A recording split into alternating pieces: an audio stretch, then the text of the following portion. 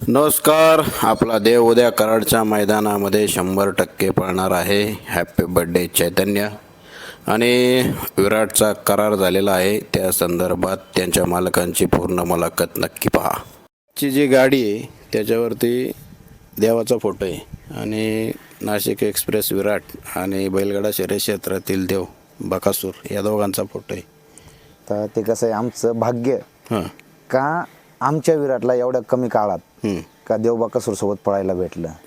Plus तोच पळताना आम्ही तो फोटो गाडीला लावलेला आहे बॅनरला. आमचं उलट भाग्य का त्याच्यासोबत आम्हाला पळायला भेटलं, त्याच्यासोबत राहायला भेटलं. त्याचा आशीर्वाद लाभतो का? हो, त्याचा आशीर्वाद लाभतो. आता हे बघा, माझा पण नंदी, मी पहिले बैल म्हणजे मैदानात गेलो तर पहिले देव बकासूरचं नाव घेतो. विराटचे जे फॅन आहे मसवडचे ते पण बकासूरचे खूप फॅन आहे. त्यांनी मला सांगितलं, दादा का ज्या नशिबाने जर बकासूर आणि विराट एक सेमीत लागले तर आपण कुठं पण आतमध्ये गाडी असली तरी आपण झोपायची नाही. विषय असा का आम्ही एक सेमीत लागलेलो होतो कातर खटावला. तर मला 2 नंबर तास होतं आणि त्या टायमिंगला घोटचा सर्जा आणि आपला सर्वांचा लाडका देव बकासूर पळाला होता. कडेनं बकासूरने सेमी पास केलेला होता बघा. त्या टायमिंगला मला 2 नंबर तास होतं आणि ॲक्च्युली मी लेट आलो, त्यामुळं आमचे सर्व मुलं बैल खाली घेऊन गेलते. तर त्यानंतर मला समजलं का देव बकासूर आपल्या सेमीत आहे. आणि आमच्या पोरांचं आणि आमचं सर्वांचं म्हणणं झालं तर का यापुढे देव बकासूर आपला जर सेमीत लागला किंवा गटात लागला तर आपण पळवायचा नाही. मग त्यानंतर मी खाली गेल्यानंतर परत वापस बैल घेऊन आलेलो आहे. मग त्यावेळेस सेमीत गाडी पळवली नव्हती? नाही पळवली. नाही पळवली. इथनं पुढं लागलं तरी पण? हो, तरी पण नाही पळणार. मग हिंदकेसरी मैदान असो किंवा माझं नाशिकचं सुद्धा मैदान राहिलं तरी तिथं देव बकासूर एक सेमीत लागलं तर आपण पळवणार नाही. हे तुमचं देवावरचं प्रेम? हो, हे देवावरचं आपलं प्रेम. देवाचं जे मी आज काही आहे बैलगाडी क्षेत्रात, म्हणजे मी बैलगाडी क्षेत्रात 1-2 वर्ष झालं तेव्हाच उतरलेलो आहे. म्हणजे मला इकडं कसलंही माहीत नव्हतं. 3 फेऱ्याचं तर ॲक्च्युली काय मैदान हे गट सेमी काय हे मला माहीत नव्हतं. त्यानंतर देव बकासूरच्या गोट्या गेल्यानंतर तर विराटला काय आशीर्वाद लाभला त्याचा ते मी सांगू शकत नाही. पण त्यानंतर बैल नंबरातच पळायला लागलाय. हो का? हो. आणि त्याचं एक वेगळंच आहे असं, म्हणजे त्याच्या सानिध्यात गेल्यावरती असं काही वेगळं पण जाणवतं का? हो, खूप वेगळं पण जाणवतं. म्हणजे जे मनात काही दुःख आहे किंवा नाराज झालेलो आहे त्याच्यापाशी गेलं तर आपल्याला म्हणजे कसलंच काही वाटत नाही, एकदम फ्री होतं, माइंड रिलॅक्स होतं. सेम फॅक्ट ते नंदीनला पण त्याचा त्या पद्धतीत आशीर्वाद लागतो. आणि ज्याच्याबरोबर ज्याला भाग्य येतं तो आज चांगल्या पद्धतीने नावारूपात येतो. नमस्कार सर्वांना, जय शिवराय. आपल्या बकासूर DST 6300 चॅनलमध्ये तुमचं सगळ्यांचं मनापासून हार्दिक स्वागत. आपण आलेलो आहोत पिरंगुटमध्ये आणि आपल्या समवेत आहेत ज्योत्सना मॅडम आणि विराटचे मालक. नमस्कार. नाशिक एक्सप्रेस विराट 0977 आणि आपण सध्या आहोत पिरंगुट येथे. आज आपण सगळे एकत्र इथे जमलेलो आहोत कारण विराट आता मॅडमच्या नावावरती पळणार आहे. त्याविषयी थोडीशी माहिती सांगा. तर विराट तो म्हणजे मॅडमच्या नावावर पळायचं म्हणजे आमचे एकदम घरातले संबंध आहे. आणि मग ते मी ठरवलं का मग मॅडमच्या नावावर बैल पळवायचा का आता मला पण खूप लांब होतं नाशिकवरनं. आपलं सर्वांचं देव बकासूर मॅडम तर खूप फॅन आहे त्याच्या. तर त्यानंतर आमचे एकदम क्लोजिंग संबंध झाले. अच्छा. त्यानंतर मी ठरवलं का मॅडमच्या नावावर बैल पळवायचा. मॅडमचं व पप्पांचं नाव लावायचं.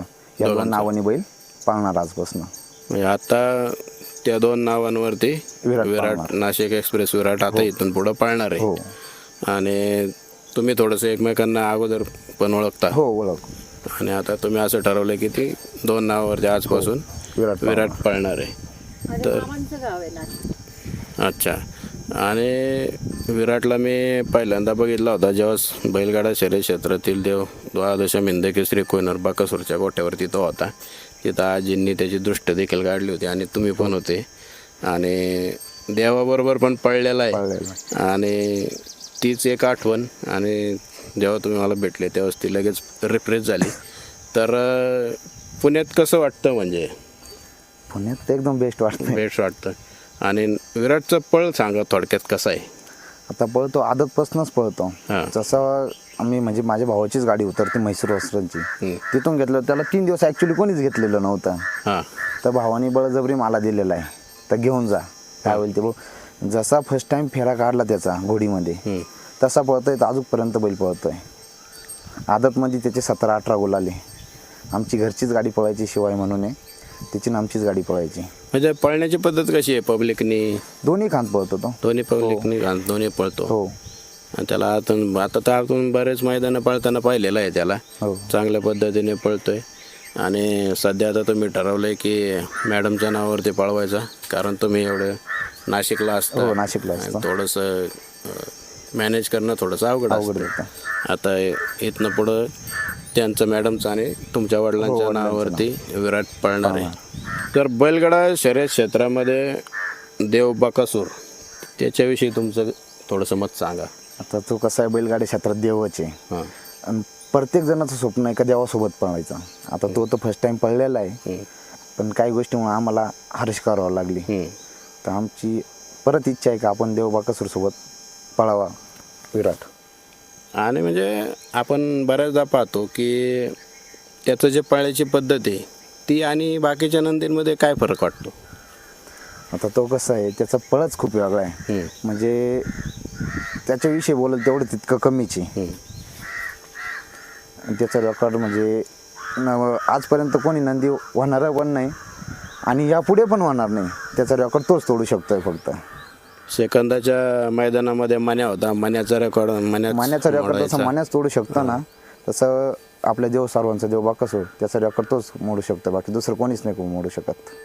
कारण आज तुम्ही स्वतः एक नंदीचे मालक आहात आणि शर्यत तुम्ही फार जवळनं पाहता, जवळनं मैदानात असता, सगळं हे करता.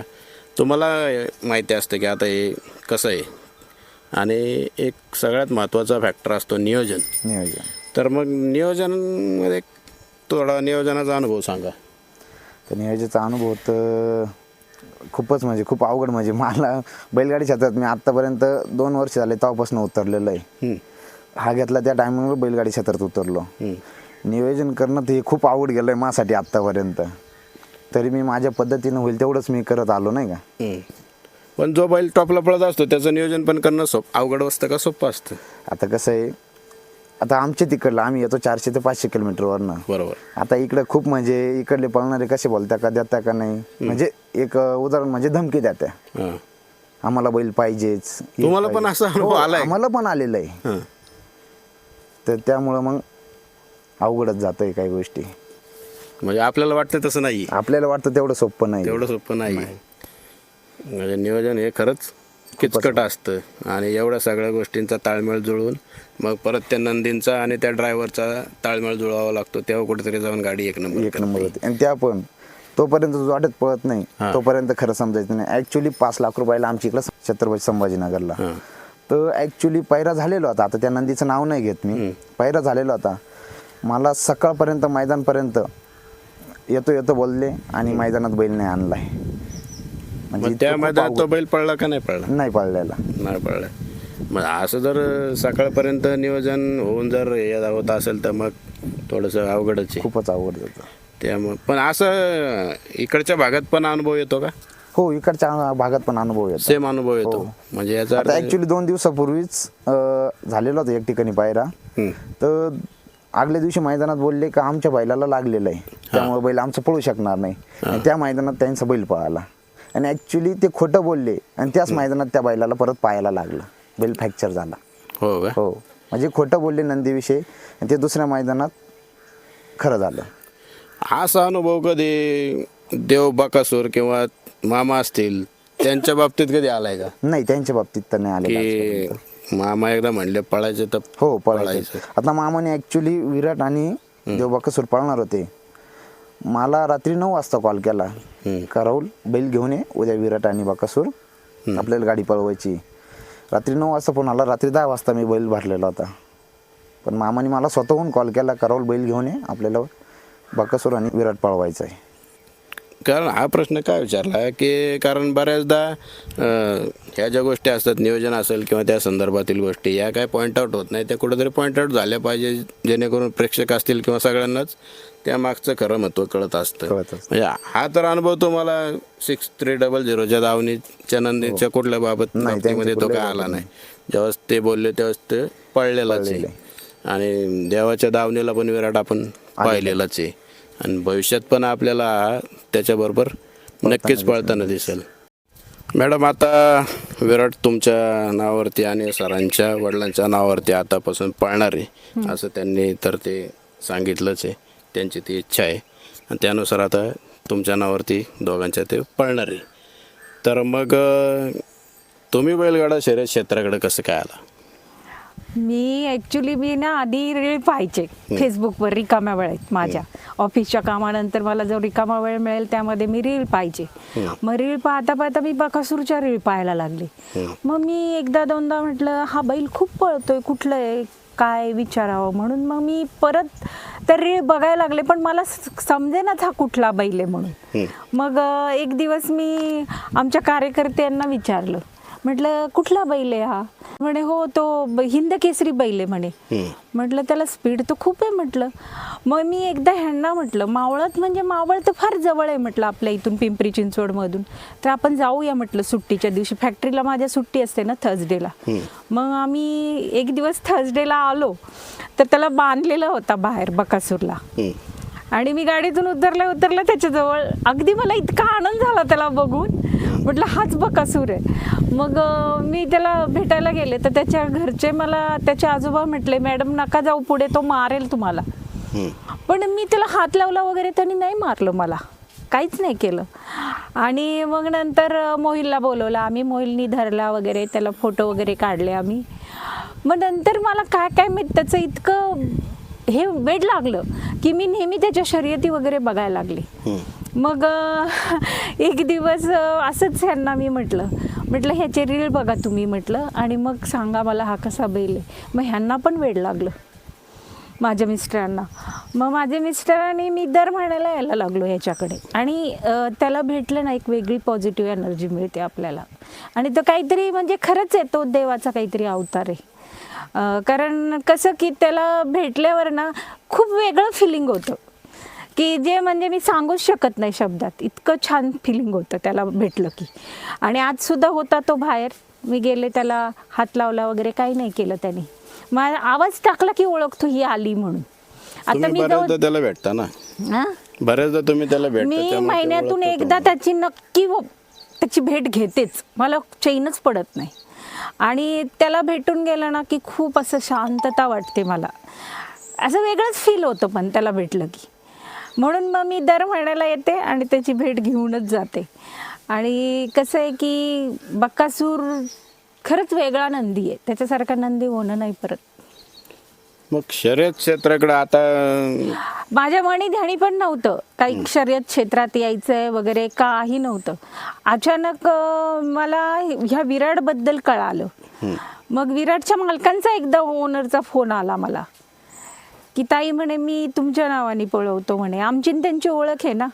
माझ्या मामाचं गाव आजोळ माझं नाशिकचं आहे तर माझ्या मामाचे त्यांचे जवळचे संबंध आहेत. मग ते मला म्हटले ताई आपण तुमच्या नावाने पळवूया.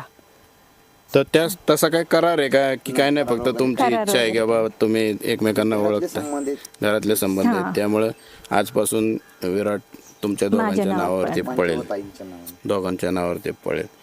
मग आता मॅडम तुम्ही आम्ही तर तुम्हाला सोशल मीडियावरती पण फॉलो करतो आणि कित्येकदा तुमचे स्टोरीज वगैरे असतात तिथं आम्हाला देवाचे फोटोज वगैरे पाहायला मिळत असतात आणि तुम्ही येऊन गेले की ते आम्हाला हमखास कळून जातं की आज तुम्ही गोट्यावर येऊन गेलेले आहेत. कारण एखादा नवीन फोटो तुमच्या स्टोरीला आम्हाला तर देवाचा दिसतो.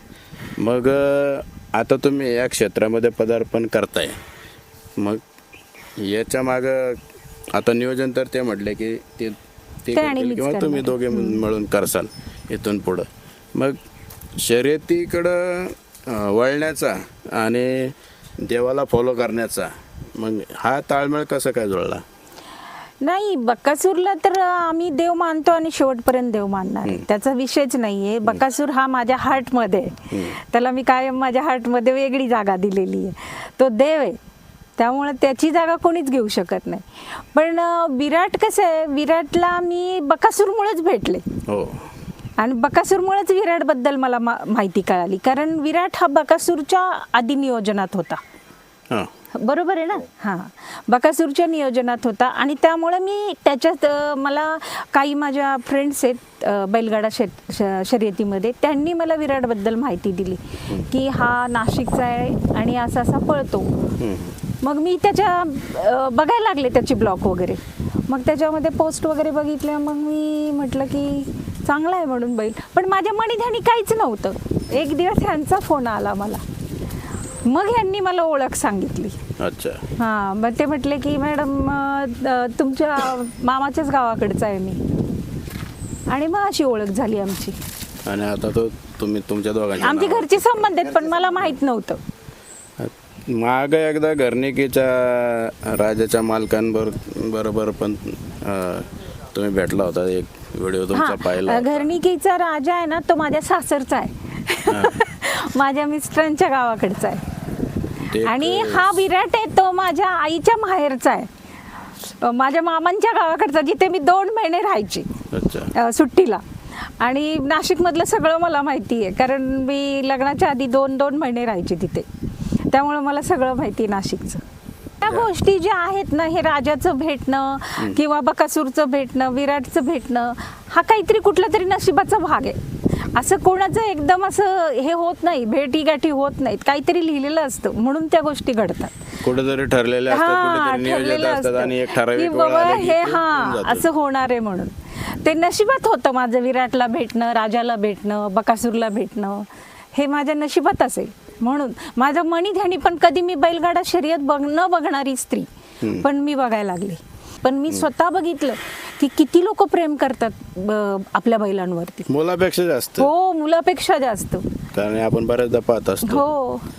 आणि जे बैलगाडा मालक असतात त्यांची पण लहान लहान मुलं जे असतात ती पण नंदींच्या आजूबाजूला पण फिरत असतात. तर ते काय ते बॉन्डिंग पण आपण त्याचं हो. पाहतो. आणि हे ना, विराटचे मालक सुद्धा किती त्याची काळजी घेतात. बापरे, मी पण चकित होते. आणि तो मोहिल सुद्धा खूप काळजी घेतात. शर्यतीचा नंदी जर टॉपमध्ये पळायचा असेल तर ती मेहनत आहेच, तेवढे कष्ट आहेत, ते प्लॅनिंग आहे, तेवढं नियोजन आहे, तेवढी तयारी आहे. मगाशी पण मी बघितलं होतं, ते एकदम गोठ्यात बांधलेला होता तो, तर एकदम चांगल्या पद्धतीने निवांत होता. आणि व्हेंटिलेशन वगैरे पण एकदम प्रॉपर होतं. एवढ्या उन्हाळ्यात पण तिथं गरम प्रकार काय जाणवत नव्हता. आता तर एकदम आपण सगळे झाडाच्या सावलीमध्ये बसलेलो आहे. हो. आणि एवढ्या रखरखत्या उन्हामध्ये पण एवढ्या चांगल्या पद्धतीची काळजी घेणं हे कुठंतरी यशाचा एक भाग असतो आणि ते करावंच लागतं. आता इथून पुढं तुमच्या कारकिर्दीसाठी तुमच्या दोघांना पण शुभेच्छा. आणि सगळ्यांचा गळ्यातील ताईत बैलगाडा शर्यत क्षेत्रातील देव द्वादश हिंदकेसरी बकासूरच्या बरोबर किंवा महाराज बरोबर याला लवकर पाहण्याचा योग यावा. व्यवसाय काय पण मॅडम? माझा बिझनेस आहे ना, माझा मेकॅनिकल फॅक्टरी, माझी म्हणजे मेकॅनिकल क्षेत्रात आहे मी. माझी फॅब्रिकेशनची फॅक्टरी, CNC प्रोफाईल कटिंग आहेत आणि फॅब्रिकेशन आहे माझं, हेवी फॅब्रिकेशन आहे. आम्ही इंडियन रेल्वेचे पार्ट्स तयार करतो. परत आम्ही शुगर फॅक्टरीला लागणाऱ्या ज्या मशिनरी असतात त्यांचे पार्ट्स तयार करतो. बरेच म्हणजे आम्ही जसं कस्टमर ड्रॉइंग देईल त्याप्रमाणे आम्ही बनवून देतो. म्हणजे वेल्डिंग वर्क्स जे असतात, Welding work, fabrication, सगळं heavy फॅब्रिकेशन थोडक्यात. आणि तो व्यवसाय एकदम वेगळा आणि आता बैलगाडा शर्यत क्षेत्राचा नाद एकदम वेगळा. म्हणजे हा काय फक्त तुमचा एक आवडीचा भाग आहे, छंदाचा भाग आहे. हा फक्त एक आवड आहे, कारण ज्यातून मिळतो आनंद त्याला आपण म्हणतो छंद. आणि छंद हा जोपासला गेला पाहिजे, कारण एक आनंदाचा तो एक भाग असतो. आणि कसं आहे माहिती का, विराटचं मला म्हणजे सक्सेस झालं विराटच्या बाबतीत मी, तर मी अजून 2-3 मोठे नंदी पळवणार आहे माझ्या नावावर. मग तुम्ही विक्री घेणार की नाही, मी फक्त माझ्या नावावर पळवणार. अच्छा, तो छंद तुमचा टर्न झाला थोडक्यात. बिझनेस तर तुमचा वेल सेटल आहे सर. आणि आता ती जी आवड आहे ती देवामुळे तुमची ती आवड झाली होती शेवटी. कारण महत्त्वाचं असतं, निमित्त महत्त्वाचं असतं, सुरुवात महत्त्वाची असते.